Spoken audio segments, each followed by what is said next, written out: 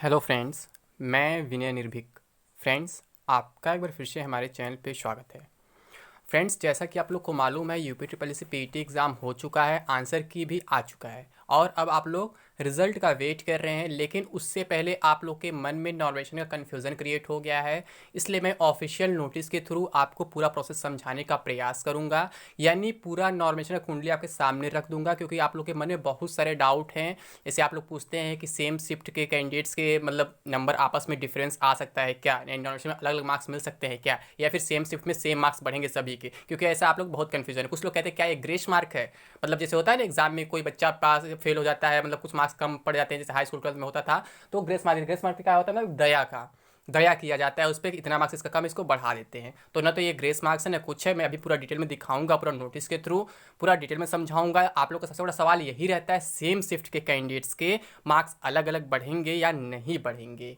सबसे बड़ा सवाल आपका यही है। और फ्रेंड्स, मैं कुछ भी अपने पास से नहीं बोल रहा हूँ, मैं प्रूफ दिखा रहा हूँ। इस पर मेरे ही वीडियो कमेंट बॉक्स में काफ़ी डिस्कशन चला है, मैं दिखा देता हूँ। ठीक है, फिर मैं नोटिस पे बात करूंगा, फिर नोटिस दिखाऊंगा। देखिए यहाँ पे क्या लिखा है। जैसे एक लोगों ने कमेंट किया था, अंकुर चौहान इनका नाम है, भाई 10 नंबर का डिफरेंस कभी नहीं होगा, आप कुछ भी बोलो। तो मेरा रिप्लाई क्या है, मैं बोला क्या हूँ पहले एक बार फिर से सुनिए। जैसे होता है ना फ्रेंड्स, मैं कभी बोलता कुछ और हूँ और आप लोग उसका मीनिंग कुछ और निकाल देते हैं। तो मैं यही यहाँ पे भी यही रिप्लाई किया हूँ कि पहले आप मेरी पूरी बात सुनिए, मैं क्या बोला हूँ। मैं कहीं भी ये नहीं कहा हूँ एक्जैक्टली 10 नंबर का ही डिफरेंस रहेगा। ठीक है, ये 10 नंबर का डिफरेंस पता नहीं कहाँ से पकड़ लिए, तो हो सकता है इनका जो भी बात सुने हो। ऐसा मैक्सिमम होता है कि बहुत से लोग क्या करते हैं, वीडियो में पूरी बात सुनते नहीं है, ठीक है, या फिर बिल्कुल नहीं सुनते, बिना सुने भी कमेंट कर देते हैं। तो ये बोल दिए कि मैं 10 नंबर के डिफरेंस की डायरेक्टली बात कर रहा हूँ। तो मैंने यही कहा इनसे कि मैं बोला क्या हूँ पहले एक बार फिर से सुनिए। ठीक है, इनका रिप्लाई क्या है, 65 बोला अपना सेकेंड शिफ्ट का, फर्स्ट शिफ्ट का 55 पर 10 नंबर का हुआ डिफरेंस।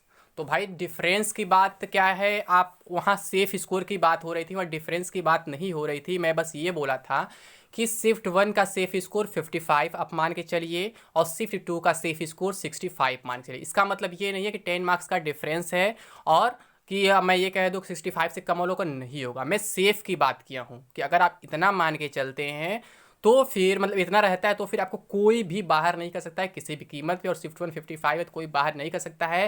लेकिन इसका मतलब ये नहीं है कि 10 मार्क्स से एक्जैक्टली डिफरेंस है। अभी आप नॉर्मेशन का मामला समझ नहीं रहे आप लोग। नॉर्मेशन फ्रेंड्स, मार्क्स घटते भी हैं बढ़ते भी। आप लोग ये भी सवाल होता है ना, मार्क्स घटते हैं क्या, तो मैं भी दिखाऊंगा प्रूफ के साथ। मार्क्स बढ़ते भी हैं घटते भी हैं। और नॉर्मेशन में कभी कभी मार्क्स इतने ज़्यादा बढ़ जाते हैं, इतना आप सोच नहीं सकते। अभी 10 मार्क्स पे परेशान हो गए हैं, 10 मार्क्स से डिफरेंस कैसे आ सकता है। अरे भाई, वो पेपर लेवल पे डिपेंड करता है। एक ही पेपर में 30-30 मार्क्स का डिफरेंस आया है, वो भी केवल 100 मार्क्स के पेपर में। तो आप 10 की भी बात करें, 10 की बात करें, 10 क्या चीज़ है, वो हमारे आपके हाथ में नहीं है। वो कंप्यूटराइज होता है, वो स्टेटिस्टिकल होता है, ठीक है, सब कुछ कैलकुलेटिव होता है। तो हम आप उस पर डिसाइड नहीं कर सकते हैं कि कितने का डिफरेंस हो सकता है। इसलिए मैंने बस यही कहा कि इतना होगा तो सेफ रहेगा। ठीक है, तो अभी हमें नोटिस भी दिखाया, तो इसमें क्या लिखा हुआ है, कैसे पूरा प्रोसेस क्या है, यानी पूरा डिटेल मैं समझा दूंगा। यहाँ भी देखिए एक और रिप्लाई आया यहाँ पे। ठीक है, इनका रिप्लाई क्या कहता है, इनका नाम अरविंद है। तो यहाँ पर रिप्लाई लिखा हुआ है कि सेफ स्कोर का मतलब ये नहीं होता है कि दोनों के बीच डिफरेंस 10 मार्क्स का ही हो। वो केवल सेफ स्कोर, इतना रॉ स्कोर वाले बाहर नहीं हो सकते, चाहे डिफरेंस 2 का हो या 10 का हो। एग्जैक्टली इनका रिप्लाई सही है जो मैं वीडियो में बताया हूँ। इन्होंने ये मेरे यानी कि ये मेरा वीडियो सही से देखे हुए हैं। ठीक है, कुछ लोग मेरा वीडियो बिना देखे कमेंट कर देते हैं, यानी कि ये मेरा वीडियो सही से देखे हुए हैं। ये पूरी मेरी बात कहें जो मैं कहना चाह रहा था। ठीक है, मेरे कहने का सेंस ये है कि सेफ और डिफरेंस में मतलब बहुत डिफरेंस है। डिफरेंस आप एग्जैक्टली नहीं डिसाइड कर सकते हैं, क्योंकि एक ही शिफ्ट में अलग अलग मार्क्स लोगों के रहते हैं। ठीक है, फिक्स मार्क्स नहीं रहते हैं। और नॉर्मेशन में बाद में बताऊंगा कि अलग होते कि नहीं होते। ठीक है, फिर इनका आगे क्या रिप्लाई है, जब 2 मार्क्स का भाई डिफरेंस है तो 57 सेफ क्यों नहीं हो सकता सेकंड शिफ्ट वाला। अच्छा, फिर इनका वही रिपीटेड क्वेश्चन है, अभी भी मतलब पूरी बात को नहीं समझ पाए हैं। फिर अरविंद यादव जो रिप्लाई है, पहले वीडियो देखो पूरा, लग रहा है नॉर्मेशन को फर्स्ट टाइम देखने जा रहे हो। नॉर्मेशन में कभी फिक्स मार्क्स का डिफरेंस नहीं होता है, सेम शिफ्ट में ही किसी का 2 मार्क्स बढ़ता है और किसी का 10, इसलिए सर सेफ स्कोर में 10 मार्क्स का डिफरेंस लिया है। ठीक है, तो इनका बात पूरी तरीके से सही है फ्रेंड्स। अभी मैं ऑफिशियली आपको दिखाऊंगा प्रूफ के साथ। आपका एक ही शिफ्ट में अलग अलग नॉर्मेशन मतलब अलग अलग डिपेंड होता है कि आपके कितने स्कोर उस पर डिपेंड करता है। लेकिन इसका मतलब ये नहीं कि इसमें एक्यूरेसी मैटर करे। अभी आप कहेंगे क्या एक्यूरेसी मैटर, एक्यूरेसी मैटर नहीं करता फ्रेंड्स। आपका रॉ मार्क्स कितना है वो मैटर करता है। अगर आपका रॉ मार्क्स अधिक है तो नॉर्मेशन में आपको अधिक मार्क्स मिलेंगे, अगर आपका रॉ मार्क्स कम है तो आपको नॉर्मेशन में कम मार्क्स मिलेंगे। यानी कि सेम मतलब कि इंक्रीजिंग या डिक्रीजिंग नहीं होता है। ठीक है, अभी मैं दिखाता हूँ वो भी। आगे क्या है, मन्नू गुप्ता जी का कमेंट है, पहले नॉर्मलाइजेशन फार्मूला पढ़कर समझ लो भाई, फिर ऐसे सवाल करने की ज़रूरत नहीं पड़ेगी। वैसे ही 3 पॉसिबिलिटीज़ पे बात किया हुआ है, फिर भी ऐसा सवाल। सही बात है, मैंने तीनों पॉसिबिलिटी बताया था उसमें कट ऑफ वाली वीडियो में। अगर आपने अभी तक वो वीडियो नहीं देखा है तो मैं उसका लिंक आई बटन पे दे दूंगा, वहाँ से आप देख लीजिएगा। ठीक है, कि वो मतलब कैसे कट ऑफ डिसाइड होता है। 3 पॉसिबिलिटी में बताया था कि मतलब कि 3 पॉसिबिलिटी कैसे हो सकता है, तीनों पॉसिबिलिटी अलग अलग कट ऑफ होंगे और तीनों अलग अलग कट ऑफ में आपको बता चुका हूँ। लेकिन सेफ स्कोर मैंने फिक्स बताया, शिफ्ट 1 का 55, शिफ्ट 2 का 65, जो एग्जाम होने के पहले से मैं लगातार कह रहा था, क्योंकि वो डिफरेंस उतना आ ही जाता है शिफ्ट 1 शिफ्ट 2 में। अपने यूपी के किसी भी एग्जाम में ऐसा ही होता है। ठीक है, फिर अंकुर चौहान जी अभी भी मतलब हार नहीं माने हैं, तो इनका क्या रिप्लाई है फिर से।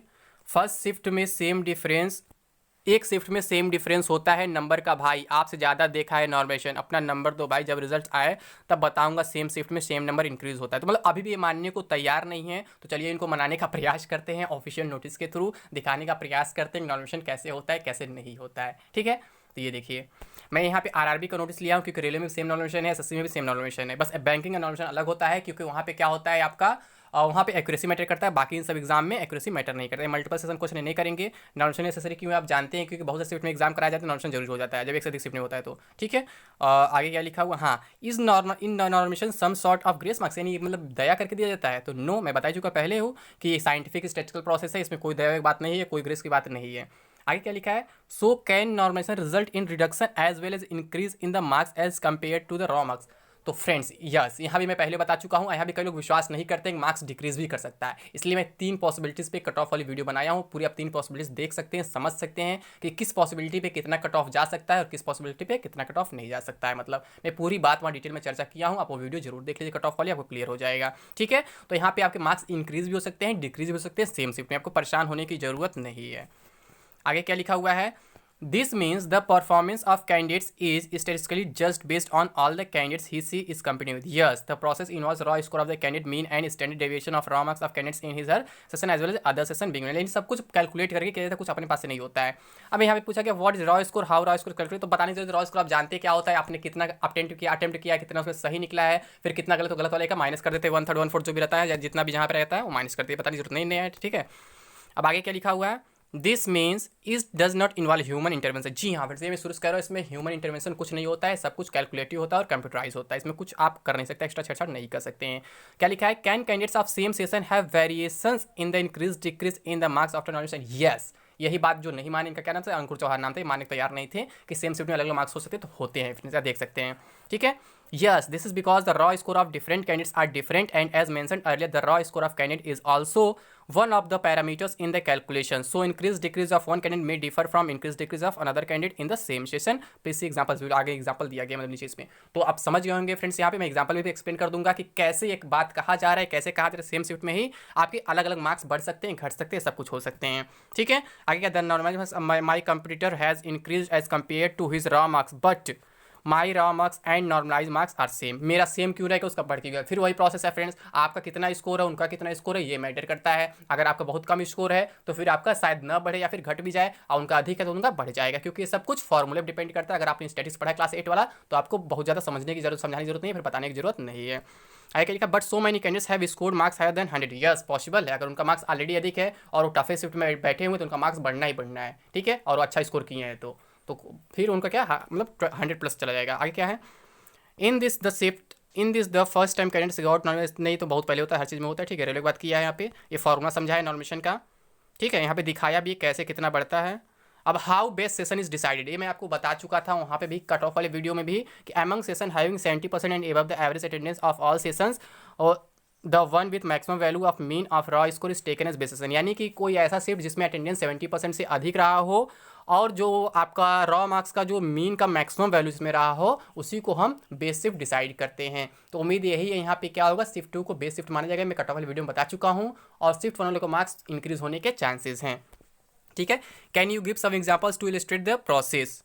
आगे दिया है, देखिए सब कुछ दिया हुआ है, कैसे कैसे मतलब कि आपके मार्क्स जो होते हैं घटते बढ़ते हैं, सब देख सकते हैं। शिफ्ट दिया हुआ है, स्टैंडर्ड डेविएशन दिया हुआ है, मीन ऑफ रॉ मार्क्स, सब कुछ दिया हुआ है। ठीक है, अब आगे क्या लिखा हुआ है आप देख सकते हैं, सेशन 8 का दिया हुआ है, रॉ मार्क्स इतना दिया हुआ है। मतलब देखिए कैसे मार्क्स घट बढ़ रहे हैं, बहुत ज़्यादा समझाने की जरूरत नहीं है, जब वर्ड में इतना बता ही दिया तो शायद आपको क्लियर हो गया होगा।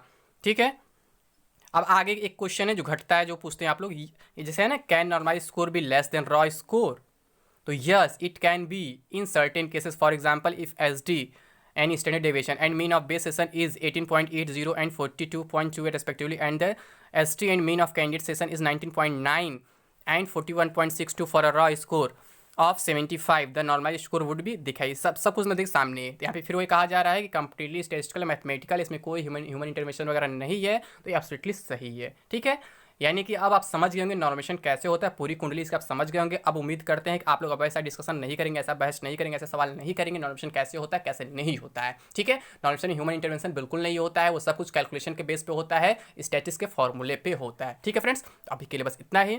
थैंक यू, जय हिंद, जय भारत।